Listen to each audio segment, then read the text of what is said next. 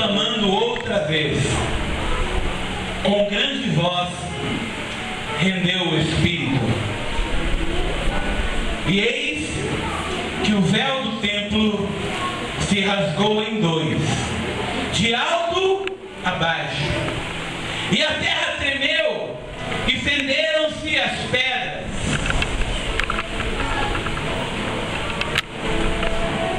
O outro texto está em Hebreus capítulo 10. Hebreus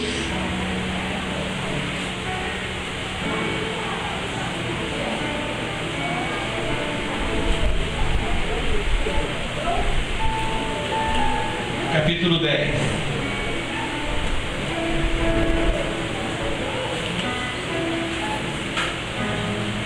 Versículos 19 a 22.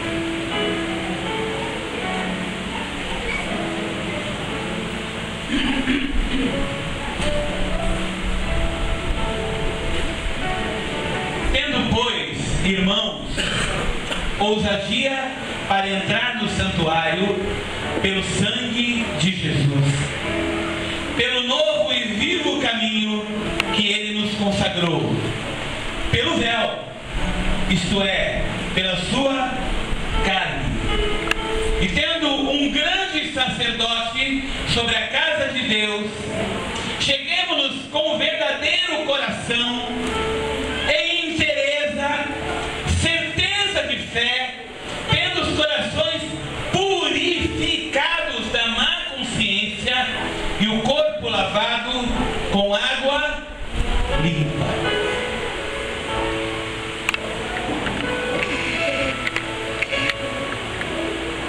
Jesus está conosco. Ele ressuscitou. Jesus está conosco. Ele ressuscitou. É o tema da palavra desta noite. Vamos orar, irmãos? Eu não sei se você percebeu e leu o texto, ou se leu, enxergou algo que aconteceu naquele dia.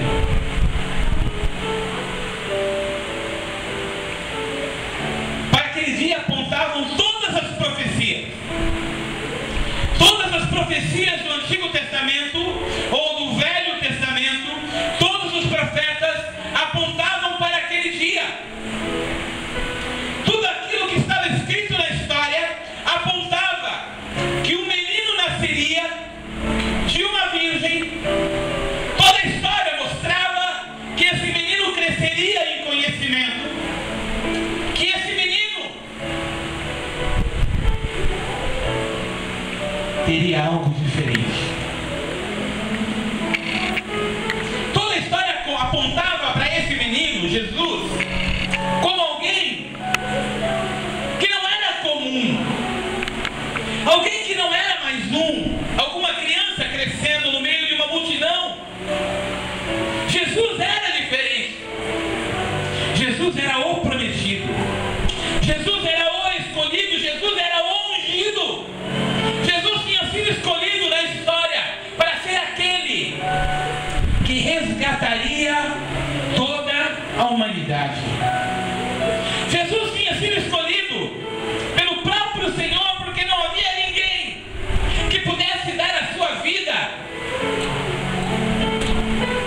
e pudesse resgatar e pagar o meu pecado e o seu pecado, porque não havia ninguém sem pecado. A palavra de Deus diz em Romanos 3, capítulo 23, que todos pecaram, estão e carecem da glória de Deus. De que maneira então providenciar a salvação se não for o próprio Deus encarnado? Se não for o próprio Deus tomar forma de homem, corpo de homem, nascer de mulher, passar por tudo aquilo que eu e você passamos, dores, enfermidades,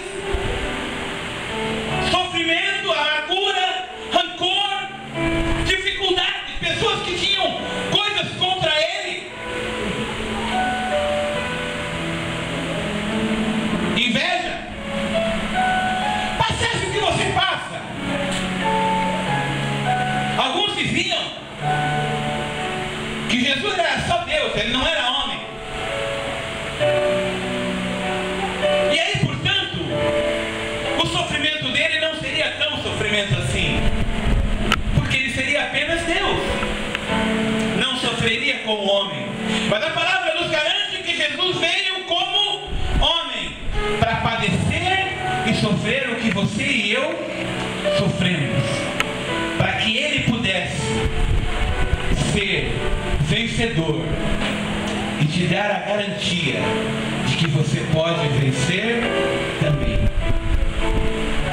Você hoje, irmão, é mais que vencedor, não por causa dos seus próprios merecimentos, mas porque Cristo venceu.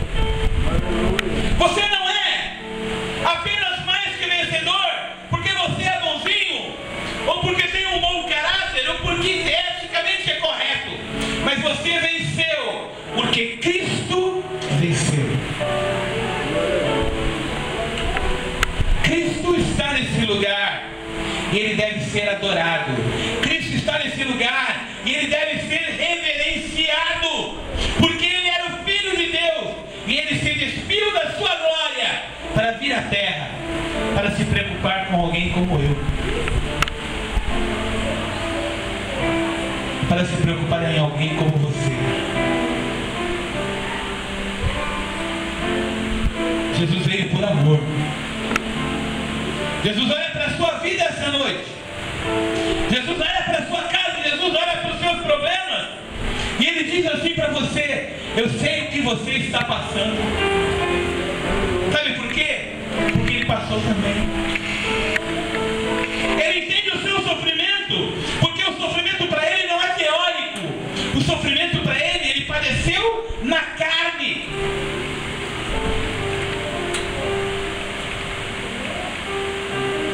Jesus veio, cresceu. As pessoas não entenderam a sua mensagem. Ele falava de vida em abundância. Ele tocava e os cegos enxergavam. Ele tocava e os surdos ouviam. As pessoas eram curadas. Ele só fazia o bem. A palavra dele mostrava um caminho, mostrava a verdade e mostrava a vida. Ele falava: irmãos, olhem para mim, eu sou o caminho, olhem para mim. Creio que Deus me mandou e me enviou para que, se vocês crerem em mim, vocês tenham vida. Ele dizia isso aos 4 ventos. Ele falava e acordava dizendo isso, almoçava dizendo isso, andava dizendo isso, dormia dizendo isso. Não tinha hora para ir dormir, não tinha hora para repousar, porque ele sabia que o tempo dele era curto e ele tinha que pregar a sua palavra. As pessoas não entenderam. Aquelas pessoas não entenderam porque aquela palavra ia na contramão daquilo que eles acreditavam. De repente, o amor de Deus, que era tão grande, estava sendo derramado. Enquanto as pessoas queriam viver uma religiosidade morta, enquanto as pessoas queriam viver uma religiosidade que não levava ninguém a Deus,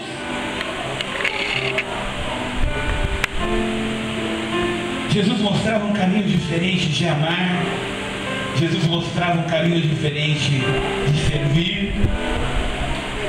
Eu fico pensando, irmão, se essa mensagem que foi pregada há 2013 anos atrás, usando a cronologia que nós usualmente e comumente usamos,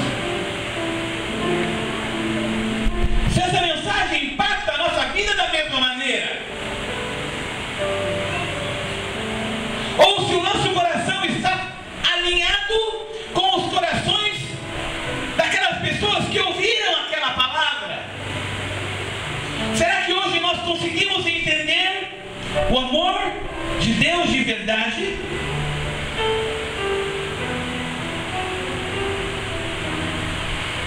Será que nós conseguimos amar de verdade, com a mesma intensidade que Jesus nos ensinou a amar?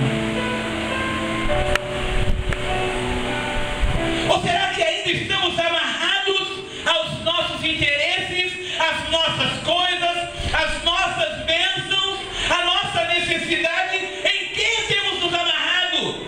No nosso querer: eu quero casar, eu quero crescer, eu quero ter filho, eu quero. E Deus, onde está nisso? O que Deus quer para a sua vida? Você já se perguntou? Já parou para pensar? Nesse dia em que comemoramos a ressurreição ressurreição de Cristo. É necessário, irmãos, que essa mensagem esteja muito forte em nosso coração. Essa mensagem que nunca parou de ecoar na história do homem. E essa mensagem é a mensagem que julgará a todo homem. Essa é a palavra verdadeira e fiel, que servirá de balança para julgar as nossas atitudes.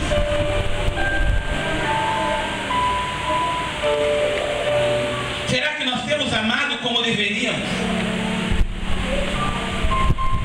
Será que nós temos nos entregado a amar as pessoas de uma maneira tal que elas se constranjam com tanto amor, que elas entendam que você ama de uma maneira? Ou será que estamos amarrados em nossa própria necessidade, em nossos próprios problemas, em nossa própria casa? Eu fico pensando se essa palavra que matou Jesus não mataria ainda hoje. É forte isso, irmão. Mas a nossa maneira de viver é que fala mais alto. A nossa conduta. Analisem e vejam na Bíblia, está na palavra de Deus, é só ler, irmão.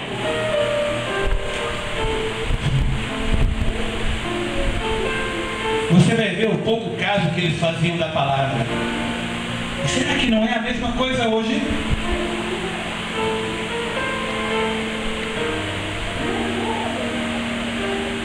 Você precisa de milagre, irmão. Mas será que você quer ser milagre de Deus na vida de alguém? Já pensou que Deus quer te usar para ser milagre na vida de alguém? Eu quero o milagre do Senhor, quero que alguém seja usado para me acrescentar e me dar. Será que você hoje está disposto a ser o milagre de Deus na vida de alguém? Por isso que eu falo, irmãos, será que a nossa conduta está alinhada com a palavra que Jesus tem pregado? Essa palavra tem que nos cobrar, porque Jesus não morreu em vão. Ele morreu pela sua palavra. Será que você está pronto hoje a viver pela palavra? Essa palavra que tem que te confrontar, tem que mexer com o nosso coração e tem que buscar a vida, irmãos. Isso acontece e tem que acontecer hoje. Sabe por quê? Porque naquele dia, enquanto Jesus estava morrendo, a terra tremeu.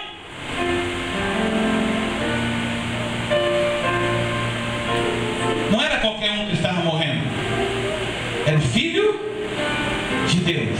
A palavra que você tem e você carrega não é uma palavra qualquer, é a palavra do Filho de Deus. O dia se fez noite. Algo acontece no templo. O véu se rasga de cima a baixo.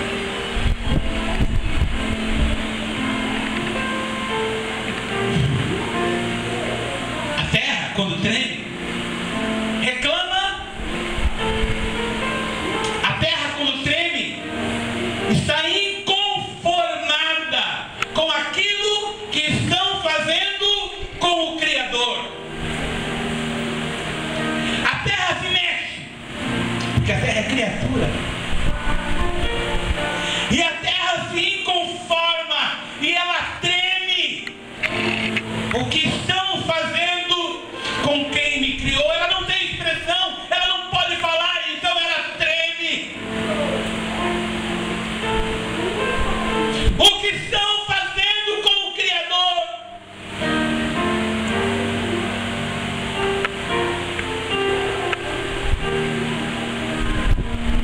A criação continua gemendo.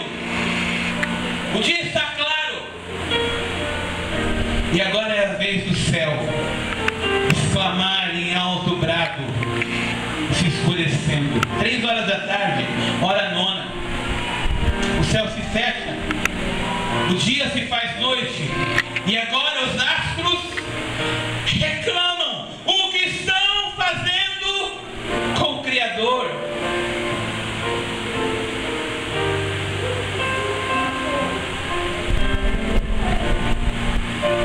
O túmulos se abrem. As pessoas que estavam mortas começam a andar pela cidade. Um caos se estabelece. Um caos, porque aquelas pessoas que estavam mortas agora estão andando pela cidade. O que está acontecendo?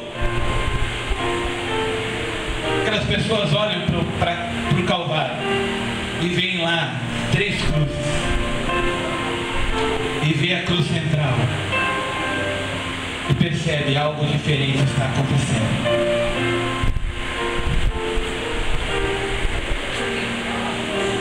O que estão fazendo com o Criador?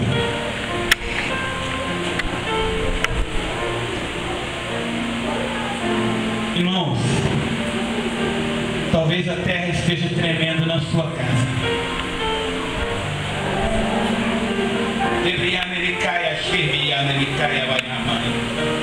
Talvez o dia tenha se fazendo noite na sua casa.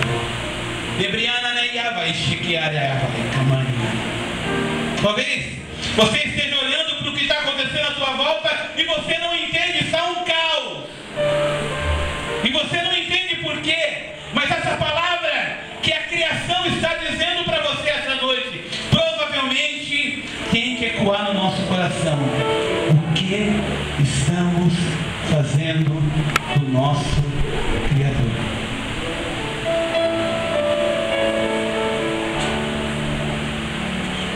Será que esse tremor que está acontecendo em nossa casa, será que esse dia escuro que está acontecendo conosco, não é porque eu tenho rejeitado a palavra que o Senhor tem falado em nosso coração? Mas não, eu aceito, são palavras boas, o pastor é bonzinho. Mas o que tem acontecido na tua vida? Que mudança essa palavra tem feito, irmão? É a palavra do Filho de Deus. Será que o céu não está se escurecendo? Naquele dia acontece algo também sobrenatural, mas talvez imperceptível diante de um tremor de terra, diante de um dia se transformando em noite. Uma cortina do templo se rasga do alto a baixo e cai aqueles pesados panos no chão.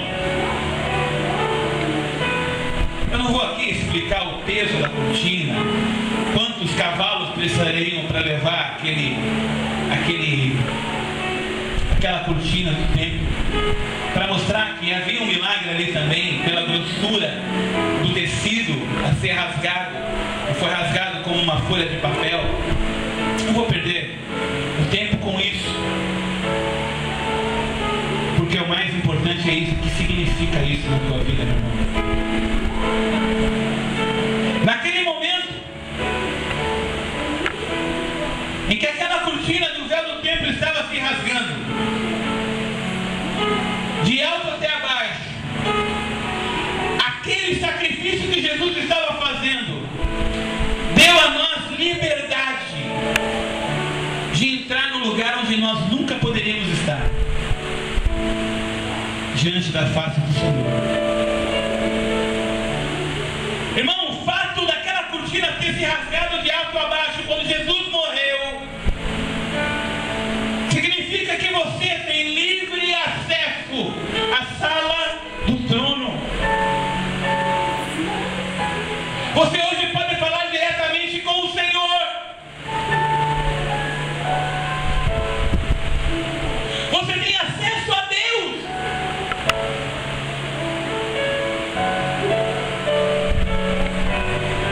Não sei se você consegue entender a importância disso, porque você talvez esteja acostumado com a ética religiosa da oração, de falar com Deus, agora tudo é Deus.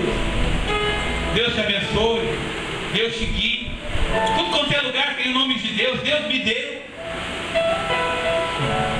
Depois o carro é tomado, mas aquele carro é do Senhor.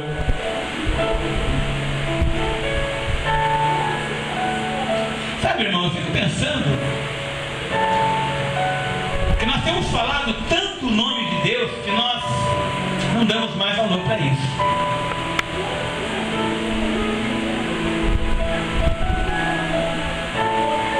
Será que você parou para pensar um pouquinho, irmão? Um pouquinho só um pouquinho, de que você tem um privilégio de você entrar na sala do trono, o acesso ao Senhor. Mas nós vivemos na periferia da sala do trono, distantes da sala do trono, sofrendo pelos cantos, chorando as nossas mágoas e as nossas mazelas, tomando dúzias e dúzias de remédios para entender, para parar de sofrer,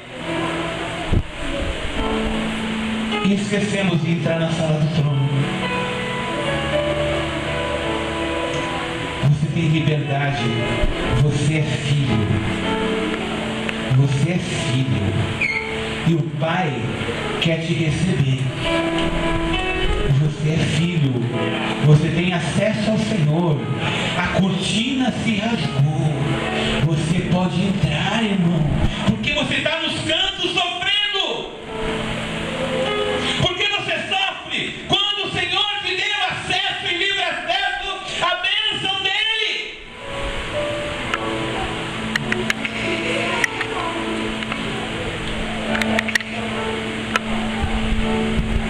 A ordenança legal que só uma pessoa, o sacerdote, poderia ser o intermediador entre a necessidade do povo e Deus, tinha sido naquela noite satisfeito. Agora não havia mais necessidade, porque Cristo tinha se tornado o sumo sacerdote. Naquele momento, Cristo entrou no Santo dos Santos e te deu acesso. Será que você consegue entender e pode hoje começar a entender que o fato de você entrar no lugar onde você não poderia entrar te dá hoje motivos para ser muito mais feliz do que você é? Será que você parou para pensar nisso? Que a morte de Jesus te assegurou hoje a possibilidade de acesso a todas as bênçãos espirituais, como diz em Efésios 1:4. Será que hoje você consegue entender que aquilo que você está passando com o teu filho, aquilo que você está passando com dor, com dificuldade, com o seu parente que está doendo no seu coração, hoje você tem acesso para falar diretamente com o Pai sobre isso?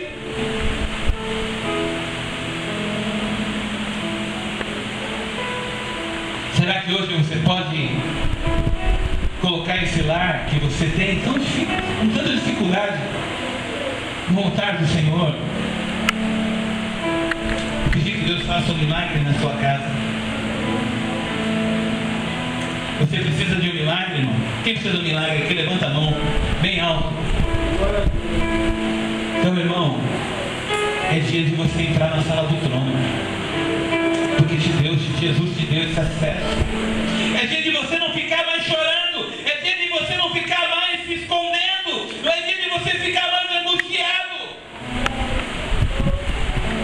Mas também esse fato de você poder entrar na sala do trono traz também responsabilidades, porque você não pode entrar de qualquer jeito. Não dá para entrar de qualquer jeito na sala do trono, porque lá quem está é o Rei dos Reis.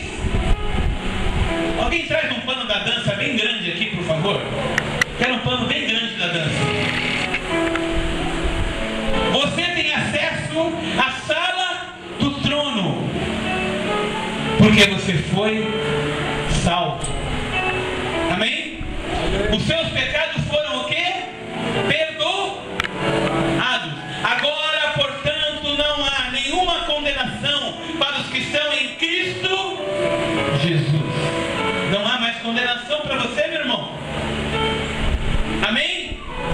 E o fato de você estar agora perdoado te garante acesso ao trono. Adivinha quem vai ser?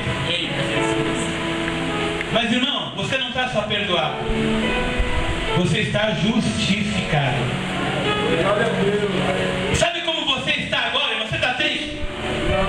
Está triste? Está passando por algum problema? Sabe como é que Deus te vê? Assim, ó.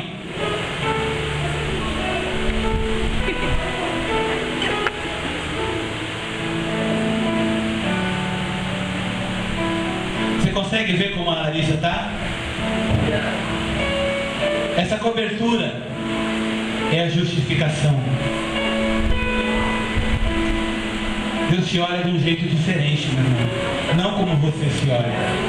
Você se olha arrebentado, cheio de falha, de mágoa, de rancor. Mas Deus te olha assim, ó. Sabe o que cobre aqui, irmão? O manto de púrpura de Jesus. O manto cor de sangue. O manto cor de entrega. Quando Deus olha a Larissa, ela não vê a Larissa entristecida, envergonhada, às vezes acanhada por estar aqui na frente. Mas ela vê o manto de Jesus sobre a vida dela. Sabe o que garante isso, irmão? Obrigado, querido. Será que eu poderia colocar esse manto sobre a tua vida agora, meu irmão?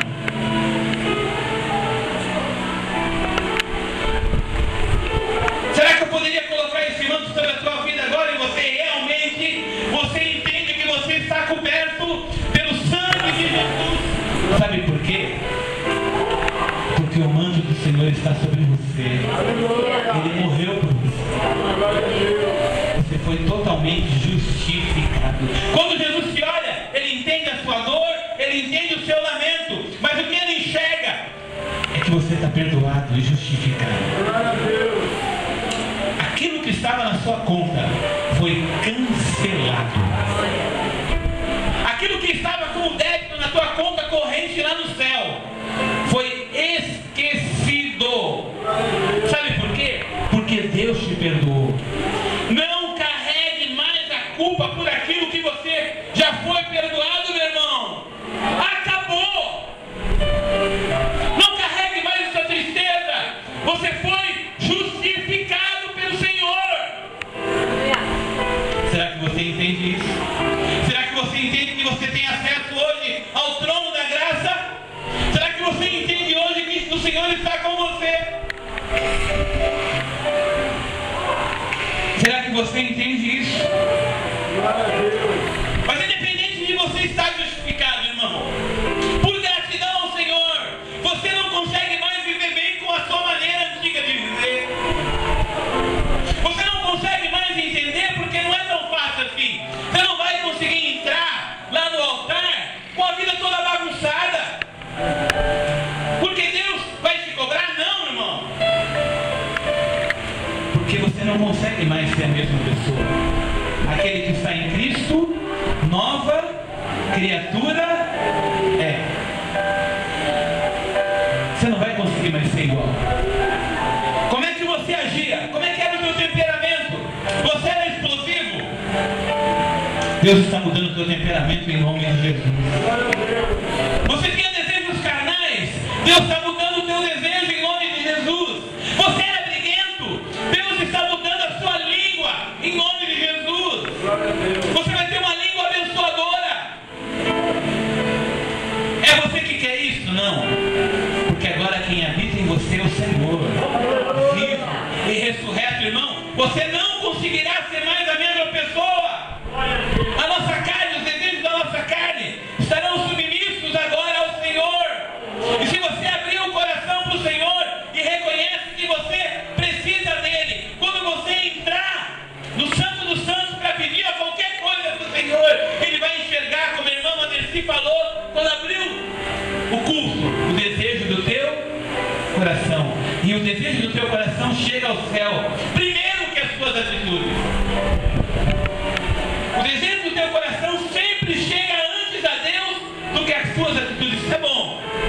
muitas vezes ruim.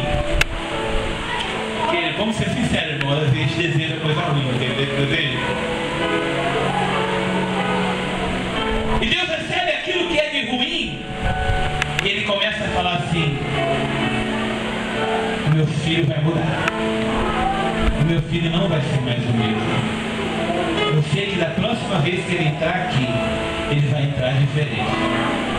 Quantas pessoas aqui estão mudando a sua vida? Levanta a sua mão. Nós temos um grupo de pessoas, uma multidão de pessoas que está mudando a sua vida. Não porque querem, não porque estão lutando, não porque estão brigando, mas porque o Senhor está trabalhando na sua vida, meu irmão. Talvez você não tenha mudado tanto quanto você gostaria, mas o Senhor está mudando a sua vida para que você possa largar velhos hábitos, para que você possa largar a maneira antiga de viver, para que você possa entrar no Santo dos Santos com o coração purificado da má consciência e o corpo lavado com água limpa. Que água limpa é essa, irmão? É a palavra de Deus. Por isso eu falo, irmão, que você não pode rejeitar a palavra, porque o que vai limpar o teu coração é a palavra do Senhor. Você não pode simplesmente deixar para lá o que está sendo falado. Você tem que comer aquilo.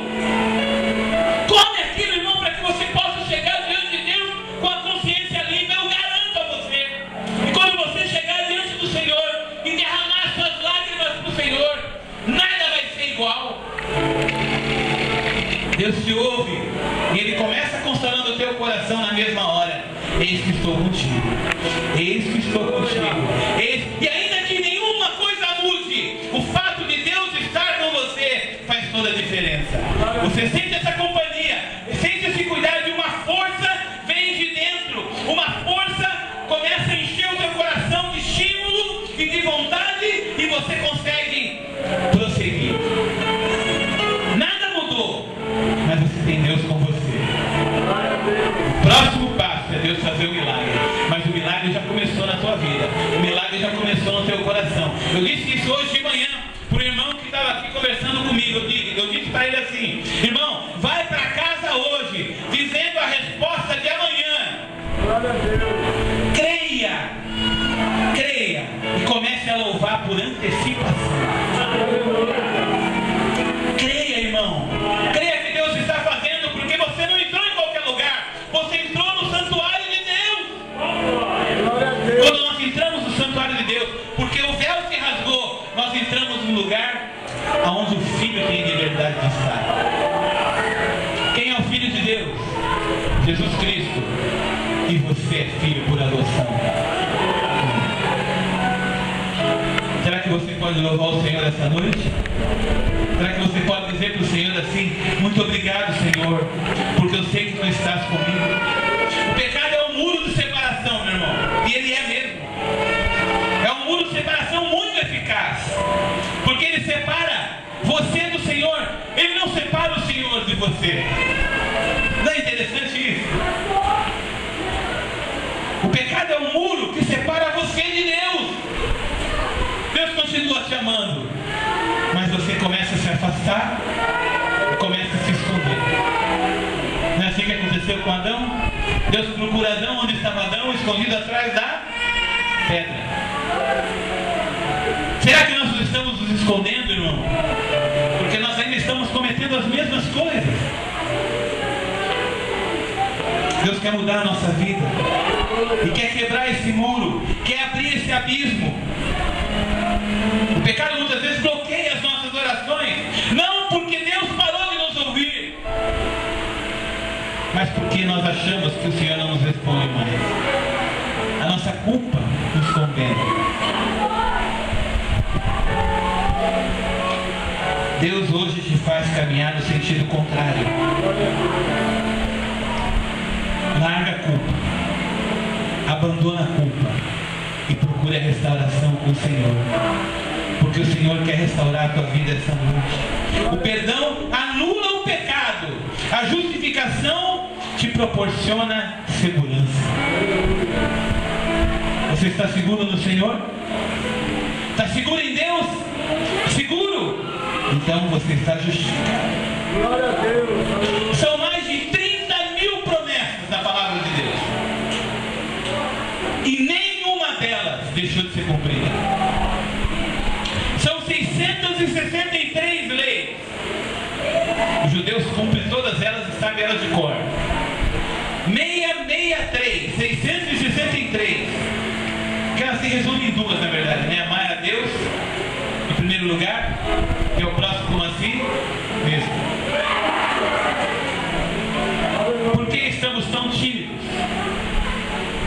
diante de Deus, diante do altar? Por que estamos medrosos diante do altar? Por que não conseguimos pedir mais diante do altar? Será que você desistiu? Você orou por tanto tempo e agora parou de orar? É hora de se quebrantar diante de Deus.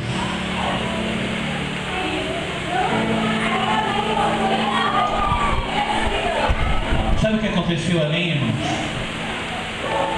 Além daquilo que aconteceu naquele dia, que o véu se rasgou, algum tempo depois, algumas horas depois, dois anjos disseram: Ele não está aqui. Ele não está aqui. Ele ressuscitou. Jesus ressuscitou. Jesus ressuscitou. Sabe por que Jesus ressuscitou, irmão? Sabe por que Jesus não estava ali? Por aquele momento ele não estava mais ali. Ele estava em todos os lugares. Eis que estou convosco todos os dias, até o tempo terminar. Sabe por que Jesus não estava mais preso àquele túmulo? Porque naquele momento ele estava em todos os lugares. Sabe por que Jesus não está mais preso naquele túmulo? Porque Jesus está hoje na sua vida, na sua casa. Porque Jesus está lá onde você acha que está o maior problema que você tem. Lá você tem a companhia de Jesus. Jesus não foi preso pela morte. Muito pelo contrário. Ele pegou a chave da morte, da mão da morte, para que você tivesse vida.